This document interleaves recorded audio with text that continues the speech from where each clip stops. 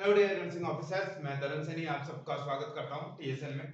आज हम डिस्कस करने जा रहे हैं रात 9 बजे वाली क्लास में कि नॉर्सेट 22 के लिए और क्या तरीके अपनाए जा सकते हैं, क्या स्ट्रेटजीज हो सकती है, क्या इफेक्टिव वे हो सकता है जिससे हम ज्यादा से ज्यादा मार्क्स गेन कर पाए और बोले तो अपना सिलेक्शन तय कर पाए। तो चलिए आज के हम एपिसोड में शुरू करते हैं कि इफेक्टिव वे क्या है नॉर्सेट की प्रिपरेशन के लिए। आपको पता है कि जो ये एपिसोड होगा 149 नंबर का एपिसोड होगा।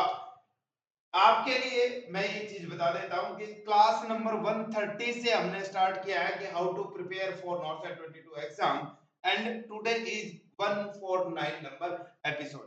तो आपको सभी एपिसोड देखने चाहिए जो इस चैनल पे अवेलेबल है। ठीक है, तो शुरू करते हैं क्लास। पहली बात ध्यान से समझिए क्या कि effective ways to prepare for any exam including NORCET 22 also. ध्यान से समझना है कि क्या तरीके हो सकते हैं जिससे किसी एग्जाम में फाइट किया जा सकता है और एग्जाम को क्रैक किया जा सकता है। अब हम पूरा जो कंसंट्रेशन करेंगे वो नॉर्सेट 22 की तरफ करेंगे। तो ध्यान से समझिए कि पहली बात तो क्या करना चाहिए, प्रिपेयर नर्सिंग कंटेंट कि जो भी आप सिलेबस है आपका कि ये चीजें आपको करनी है, ये टॉपिक्स आपको पढ़ने हैं, ये सब्जेक्ट आपको पढ़ने हैं। अब आप बोलोगे कि ये चीज कहां से मिलेगी, तो प्रीवियस जो टीचर्स ने एग्जाम दिया उनकी आप हेल्प ले सकते हो। आप किसी कोचिंग सेंटर में कोचिंग कर रहे हो तो उनकी आप हेल्प ले सकते हो, आपके सीनियर्स की हेल्प ले सकते हो, जो लोग सेलेक्टेड हुए उनकी हेल्प ले सकते हो कि एक्चुअल में एम्स पूछता क्या है। आप हमारी भी हेल्प ले सकते हो कि एक्चुअल में एम्स पूछता क्या है। तो जो भी यहाँ से कंटेंट है, जो भी आपका बेसिक्स है, थ्योरी है, उसको ठीक से आप एक बार तैयार कीजिए।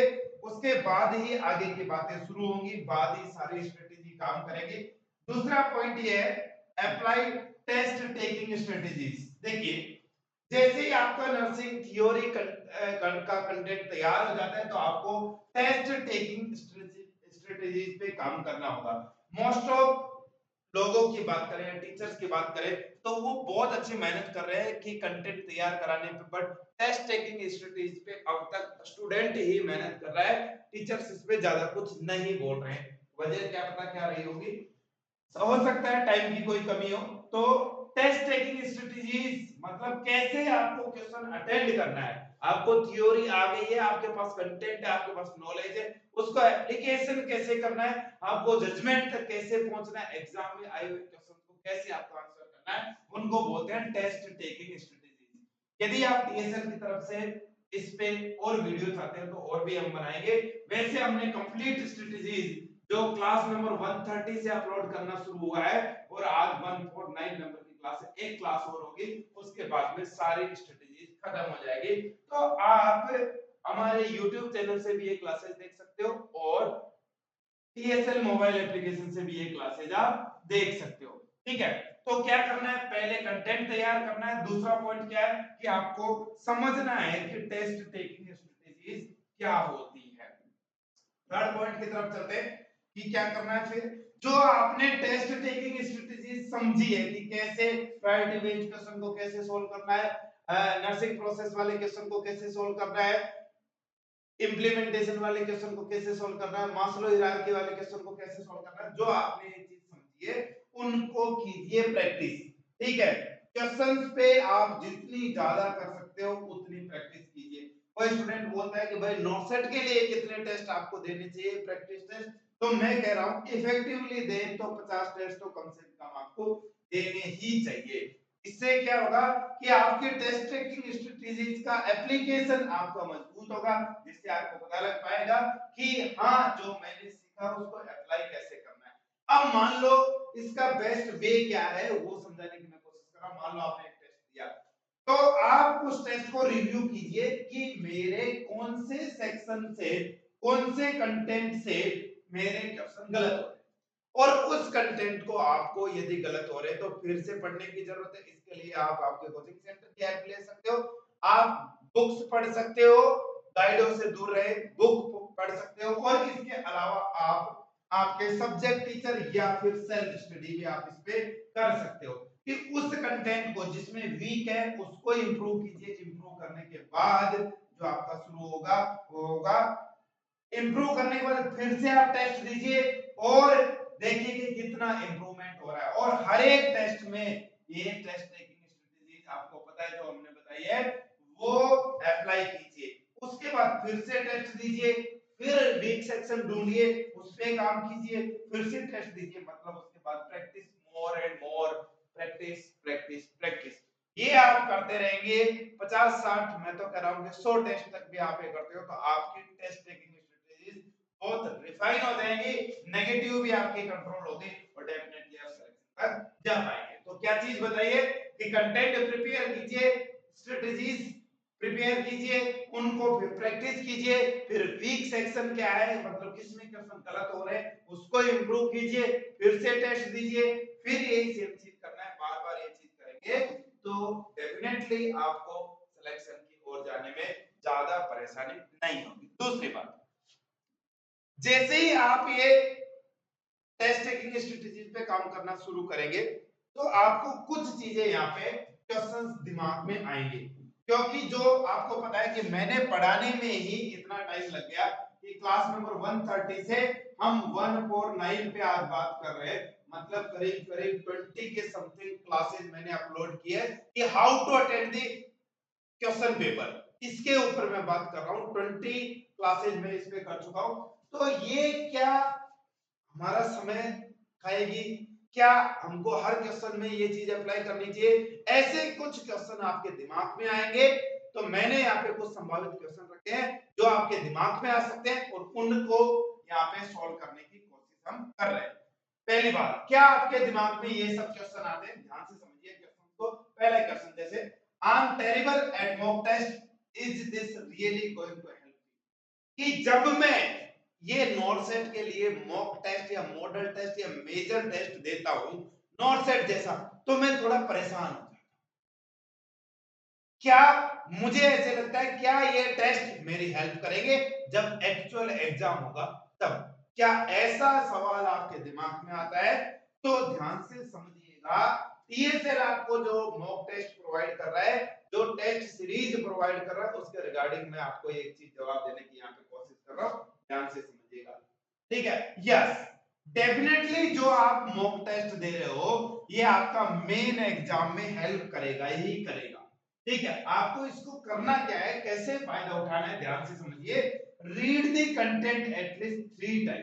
जो भी आपकी थ्योरी है, जो आपने थ्योरी अब तक डेवलप की है सेल्फ स्टडी से या जो भी कोचिंग सेंटर आप गए हो अच्छे टीचर्स ने जो आपको पढ़ाया है, उस थ्योरी को कम से भी कम 3 बार आपको रिवाइज करना चाहिए। और मैं तो कर रहा हूं लिख लिख के देखना चाहिए, आपके हाथ को भी याद होना चाहिए।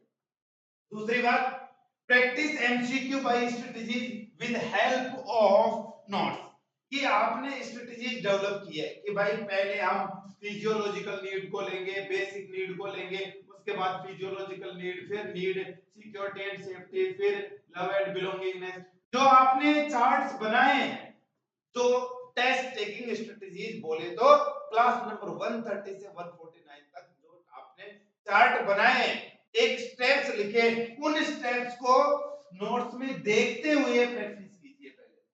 ठीक है, देखते हुए प्रैक्टिस कीजिए कि कौन सी स्ट्रेटजी कहां अप्लाई होगी। उसके बाद में बिना देखे हुए प्रैक्टिस शुरू कीजिए, बिना देखे हुए प्रैक्टिस शुरू कीजिए, फिर और प्रैक्टिस कीजिए और प्रैक्टिस कीजिए और प्रैक्टिस कीजिए। डेफिनेटली ये चीज आपको हेल्प करेगी। तो टीएसएल ओनली आपको कोई टेस्ट सीरीज ही प्रोवाइड नहीं कर रहा, एक टेस्ट अटेम्प्ट करने का तरीका क्या है और जो बहुत इंपॉर्टेंट है उसके भी पूरे लेक्चर्स इस टेस्ट सीरीज के साथ आपको प्रोवाइड कर रहा है। ठीक है, तो आपको पता है ये पहला सवाल जो आपके दिमाग में आ रहा है, क्या ये टेस्ट मेरा हेल्प करेगा नहीं करेगा? तो डेफिनेटली ये आपके हेल्प करने वाला है। दूसरी बात, दूसरा सवाल जो आपके अंदर आ सकता है दिमाग में वो ये है, ध्यान से समझिएगा। Am I got enough time in NORCET exam to figure out which strategy to use? अब देखिए 8 से 9 10 मैक्सिमम देखा जाए तो 11 या 12 तरह की स्ट्रेटेजीज है कि कैसे किस टाइप के क्वेश्चन को कैसे सॉल्व करना है। पहले सोचना पड़ेगा कि क्वेश्चन किस टाइप का है, फिर उसमें स्ट्रेटेजी कौन सी लगेगी, फिर उसके स्टेप बाय स्टेप हमको चलना है, गैस नहीं करना है आंसर का।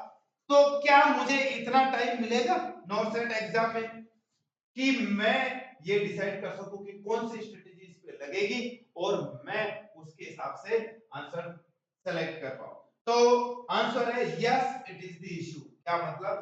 सच में ये आपके साथ में प्रॉब्लम हो सकती है, आपको समय वहां पे ज्यादा लग सकता है। तो इससे फिगर आउट होने का क्या वो है कि कैसे हम इससे बाहर आ सकते हैं कि हमारा वहां पे समय कम लगे और पूरे क्वेश्चन हम अटेंड कर पाए। उसके लिए you need to put maximum effort on each MCQ. देखिए, आप यदि नॉर्थ का एग्जाम दे रहे हो तो आपको हर क्वेश्चन को थोड़ा सीरियसली लेना है, उसमें मैक्सिमम खुद के एफर्ट्स लगाने हैं कि मैं ये क्वेश्चन को पूरी तरीके से सॉल्व करने की मैं कोशिश करूंगा। नहीं होता है तो छोड़ देंगे, बट फिर भी ध्यान से समझिए कैसे आप करोगे। By practicing test question using strategies. आपको क्या करना है, जो मॉक टेस्ट में क्वेश्चन आए, ठीक है, उनको स्ट्रेटजीज को यूज करते हुए क्वेश्चन सॉल्व करना। जो आपको सिखाया है क्लास नंबर 130 से, उसको यूज करते हुए आपको क्वेश्चन सॉल्व करना है। दूसरी, जैसे जैसे आप क्वेश्चंस को सॉल्व करते जाओगे, ज्यादा से ज्यादा क्वेश्चन होंगे, 8 से 10 टेस्ट जैसे आप देंगे, यू गॉट मोर प्रोफिशिएंट, कि आप उसमें कम समय में अच्छा आउटपुट देने लगेंगे।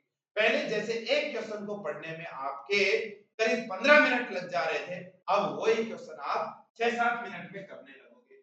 आगे और प्रैक्टिस आप करोगे तो you identify that it takes less time to use.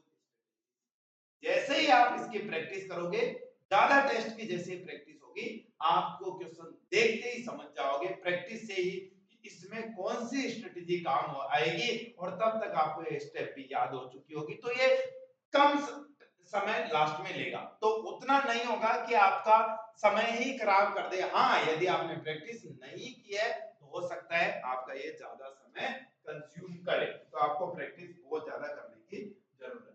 तीसरी चीज, तीसरा सवाल जो आपके मन में आ सकता है, ये I don't have to use these strategies on every question, I think I will use these strategies when I can't find out my own right answer.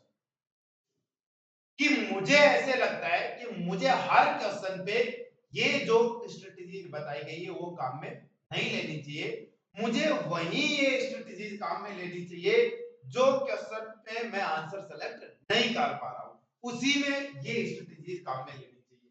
क्या ये आपके दिमाग में ऐसा क्वेश्चन आ रहा है? इसका आंसर है बिल्कुल रॉन्ग, कि नहीं, ऐसा आपको नहीं करना है। क्या करना है, ध्यान से समझना। You should use critical thinking to answer every multiple choice question। ये एग्जाम कोई डीएसएसबी का एग्जाम नहीं है, ये एम्स द्वारा कंडक्ट किया जाने वाला एग्जाम है, और जो एनालिसिस लेवल की, मतलब जजमेंटल लेवल का के क्वेश्चंस इसमें मोस्टली देखने को मिलते हैं। तो आपको हर क्वेश्चन पे स्ट्रेटजीज को अप्लाई करना है, और आपको ये चीज पता होगा कि मैंने स्ट्रेटजीज के अंदर इतना तक रखा है क्लास नंबर 130 से 149 पे जो है कि आप क्वेश्चन पढ़ोगे कैसे, वो भी मैंने यहाँ पे बताने की कोशिश यहाँ पे की है। तो you should use critical thinking to answer every multiple choice question. ठीक है, ये तो है ही आपका। दूसरी बात और क्या है, practice the strategies by using the steps that we have discussed. हर क्वेश्चन पे आपको स्ट्रेटजीज काम में लेनी है, बट वो एनालिसिस लेवल का क्वेश्चन। एनालिसिस का मतलब समझ रहे हो, जिसमें थिंकिंग इन्वॉल्व हो, ऐसे टाइप के क्वेश्चन। ऐसा नहीं है कि नॉर्मल ब्लड प्रेशर कितना होता है और आपने बता दिया 120/80, इसमें कोई स्ट्रेटजीज अपनाने की जरूरत नहीं है। हाँ, बट क्वेश्चन को पढ़ने का जो तरीका है, जो मैंने बताया है क्लास नंबर 130 और 131 में, वो आपको डेफिनेटली उससे सीखना चाहिए। नेक्स्ट, फोर्थ नंबर का जो सवाल आपके दिमाग में आ सकता है, क्या, दूसरी बात ध्यान से समझिए, so all I have to do it is memorize the strategy. तो क्या मुझे सारी स्ट्रेटजीज को रट लेना चाहिए, मेमोराइज कर लेना चाहिए? क्या ये मेरे लिए बेनिफिशियल होगा? तो ध्यान से समझना, आंसर है इसका, just memorizing the strategies will not ensure your success. ध्यान से समझिए कि स्ट्रेटजीज को रट लेना कि इस स्टेप के बाद ये आएगी, इसके बाद ये आएगी, इसके बाद ये आएगी, ये आपको एग्जाम में पास नहीं करवाएगा। Exam do not test your memorizing skills. ध्यान से समझ लेना कि अच्छे लेवल का एग्जाम, एक एम्स का एग्जाम ये नहीं पता करता है कि आप कितना याद कर सकते हो, नहीं, ठीक है। जो नॉन सेट एग्जाम है वो ये पता करता है कि आप कितना सोच सकते हो, आपकी जजमेंटल क्वालिटी क्या है, एनालिटिक थिंकिंग थिंकिंग कितनी है, ठीक है, इसकी बात करता है। तो आपको पता है कि नॉर्सेट क्या कहते हैं, test your judgement and critical thinking ability, not the content. जो मेनली क्वेश्चन आते हैं वो किस पे आते हैं, जजमेंट। अब यदि कंटेंट हमारे पास है, कंटेंट पे क्वेश्चन आते हैं तो आप दीजिए जवाब। It's easy to memorize the test taking strategy and difficult to use on each question. ध्यान से समझिए, स्टेप तो हर कोई याद कर सकता है, बट उनको यूज कैसे लेना है वो एक सवाल में मैं बता सकता हूँ, दो सवाल में मैं बता सकता हूँ, बट बाकी तो आपको ही करना होगा। और केवल आप ही हो जो इसको बार बार करके आपका एफिशिएंसी बढ़ा सकते हो और रिजल्ट अच्छा निकाल सकते हो, ठीक है। और क्या आपके दिमाग में क्वेश्चन आ सकता है, ध्यान से समझिए ये question, what if I use the strategies but still cannot choose the correct answer. कि यदि मैंने स्ट्रेटजीज भी अप्लाई कर दी फिर भी मैं यदि सही आंसर सेलेक्ट नहीं कर पाया तो फिर क्या होगा। इसका जवाब देखिए सर, हमने इसका एक जवाब दिया है, ध्यान से समझने की कोशिश करना। It usually occurs if you are doing, ये उनके साथ जनरली होता है। पहली बात तो उनके साथ जिनका कंटेंट ही क्लियर नहीं, जिनको थ्योरी आती नहीं, कितनी स्ट्रेटजी लगा लो कुछ भी ठीक नहीं होने वाला है। दूसरी बात क्या उनके साथ होता है दैट रीड द क्वेश्चन, जो क्वेश्चन को पढ़ते हैं, रीरीड द क्वेश्चन, फिर से क्वेश्चन को पढ़ते हैं and think that something is missing, और उनको लगता है कि क्वेश्चन पूरी तरह से ठीक से नहीं पढ़ पाए, कुछ रह गया है, कुछ बच गया है। तो ध्यान से समझिए, यदि ऐसा है कि क्वेश्चन आपने ठीक से पढ़ा ही नहीं है तो ये स्ट्रेटजी आपके काम नहीं आएगी, और यदि आपका कंटेंट क्लियर नहीं है तो भी ये स्ट्रेटजी आपके काम नहीं आएगी। तो आपको क्या करना है, मान लो ऐसी कंडीशन हो जाए कि क्वेश्चन पढ़ने के बाद भी आपको लगता है कि कुछ मिसिंग हो रहा है, समझ में क्वेश्चन नहीं आया, तो क्या करना चाहिए, if you don't you have that reread the question to find out what the question is really asking, reread the question। ध्यान से समझिए, यदि आपको लगता है कि मैं ये पहचान नहीं पाया कि क्वेश्चन क्या कहना चाह रहा है तो आपको क्वेश्चन को फिर से पढ़ना चाहिए, उसके ऑप्शंस को फिर से पढ़ना चाहिए और क्वेश्चन को रिवर्ट कीजिए, पता लगाइए कि क्वेश्चन क्या कहना चाह रहा है, और यदि आपके पास कंटेंट है तो आप स्ट्रेटजी अप्लाई कर पाओगे, अदरवाइज ये आप अप्लाई नहीं कर पाओगे, ठीक है। नेक्स्ट क्वेश्चन की तरफ चलते हैं जो आपके सामने है, जो आपके दिमाग में आ सकता है, will these strategies work on every practice question that I answer, कि हर क्वेश्चन पे क्या ये काम करेगी क्या, फिर से वही सवाल घूम के आया कि हर क्वेश्चन पे ये काम करेगी क्या। इसका जवाब पार्शियली मैं पहले भी दे चुका हूं, अब मैं देने की कोशिश कर रहा हूं, क्या, ध्यान से समझिए, the critical thinking strategies that we discussed from earlier lectures 130 to 149 will help you answer the all kind of question। पहली बात क्योंकि इसमें क्वेश्चन पढ़ना हमने सिखाया है, क्वेश्चन को देखना, क्वेश्चन को रिवॉर्ड करना, एलिमिनेशन मेथड, ये सब कुछ हमने इसके अंदर सिखाया है, तो ये डेफिनेटली आपको हर क्वेश्चन को हेल्प करेगी आंसर देने में, हर क्वेश्चन में हेल्प करेगी। these strategies are applied on the, ध्यान से समझिए, analysis and application level of multiple choice question, analysis और application level of multiple choice question, इस पे ये क्या करेगी, हेल्प करेगी। दूसरी बात क्या, it work on knowledge, it do not work on knowledge based, मतलब जो डायरेक्ट वो होते हैं ना कि ब्लड प्रेशर की कप की साइज बता, तो ऐसी चीजों पे ये काम नहीं करेगी, क्योंकि उस पे डायरेक्ट आपको केवल दो स्ट्रेटजीज काम कर सकती है, क्वेश्चन को पढ़ना कैसे, एलिमिनेशन मेथड कौन सा काम में लेना है, बाकी ये एनालिसिस लेवल के, क्रिटिकल थिंकिंग लेवल के क्वेश्चंस पे डेफिनेटली आपके काम करेंगे, ठीक है। दूसरी बात, आप चाहते हो कि हाँ हमें ये चीज करनी है, हमें प्रैक्टिस करनी है, हाँ, और हम नॉर्सेट में डेफिनेटली इस बार का नॉर्सेट खोना नहीं चाहते, तो डीएसएल प्रोजेक्ट करता है स्पार्टन टेस्ट सीरीज, एक संयमी टेस्ट सीरीज जिसके अंदर 100 ऑनलाइन टेस्ट आपको प्रोवाइड किए जाएंगे, जो 15 अप्रैल से आपके शुरू होने वाली है, ठीक है, जिसका लिंक डिस्क्रिप्शन में दिया हुआ है। टीएसएल मोबाइल एप्लीकेशन डाउनलोड करके आप वो चीज देख सकते हो। नॉर्सेट 22 के लिए स्पेशली डिजाइन किए कंप्लीट डिटेल्स मैंने एक वीडियो भी बनाया था, उसका लिंक भी डिस्क्रिप्शन में है। और इसकी जो रेट हमने रखी है, जो फीस रखी है वो 2000 रुपए रखी है, बट अभी शुरुआत के 200 स्टूडेंट्स को हम 1500 रुपए में दे रहे हैं, उसमें से 30-40 सीट और बची है, बाकी मोस्ट ऑफ सोल्ड आउट हो चुकी है। तो be ready for Spartan test series for NORCET 22। Total 100 test होंगे, 15 अप्रैल से शुरू है। हेल्पलाइन नंबर ये है, इस पे व्हाट्सएप करके हेलो करके भी आप लिंक ले सकते हो सीरीज की। ठीक है, तो आज के लिए इतना ही है। उम्मीद करता हूं कि आप मेरे द्वारा बताई हुई चीजों को समझ पाए होंगे और एक अच्छा नॉर्सेट 22 के अंदर रिप्रेजेंट करोगे। डिस्क्रिप्शन में लिंक दिया हुआ है, मोबाइल एप्लीकेशन डाउनलोड कीजिए डेली फ्री टेस्ट के लिए भी और बहुत सारे क्वेश्चन के लिए भी। जय हिंद।